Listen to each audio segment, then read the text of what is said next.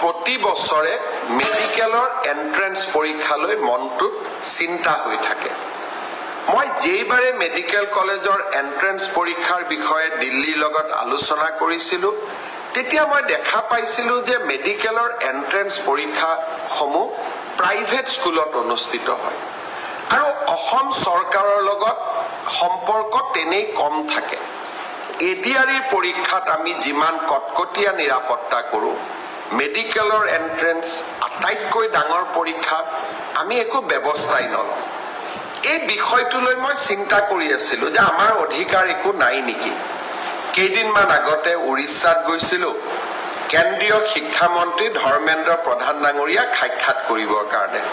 মই কেন্দ্ৰীয় শিক্ষা মন্ত্ৰী গৰাকীৰ পিতৃ দেবেন্দ্ৰ প্ৰধানৰ মৃত্যু হৈছিল তেখেতক মই সমবেদনা জনাবলৈ ভুৱনেশ্বৰ গৈছিলো তেতিয়া মই ধৰ্মেন্দ্ৰ প্ৰধান ডাঙৰীয়াক সুধিছিলো যে মেডিকেলৰ এন্ট্ৰেন্স আমি চৰকাৰী বিদ্যালয়ত পাতিব নোৱাৰো নেকি আৰু মেডিকেলৰ এন্ট্ৰেন্স আমি কটকটীয়া নিৰাপত্তাৰ মাজত পাতিব নোৱাৰো নেকি তেখেতে মোক উত্তৰ দিছিলে যে আপুনি যদি বিচাৰে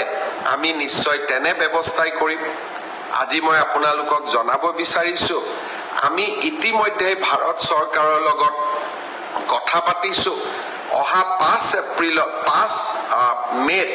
অনুষ্ঠিত হ'বলগীয়া নিট পৰীক্ষাৰ চেণ্টাৰ আমি চৰকাৰী বিদ্যালয়সমূহত কৰিম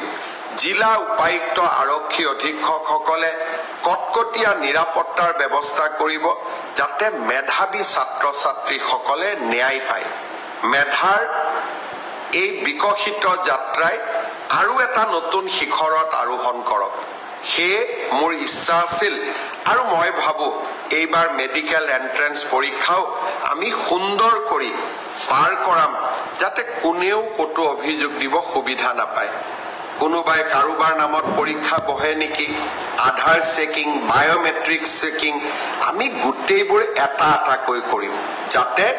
এইবাৰৰ পৰীক্ষাৰ ফলাফলে এটা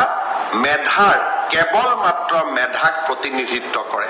আগতে যে মেধাত হোৱা নাছিল মই তাক নকওঁ কিন্তু এইবাৰ আমি তাক নিশ্চিত কৰিব খুজিছো যাতে আমাৰ ছাত্ৰ ছাত্ৰীসকলে ন্যায় পায়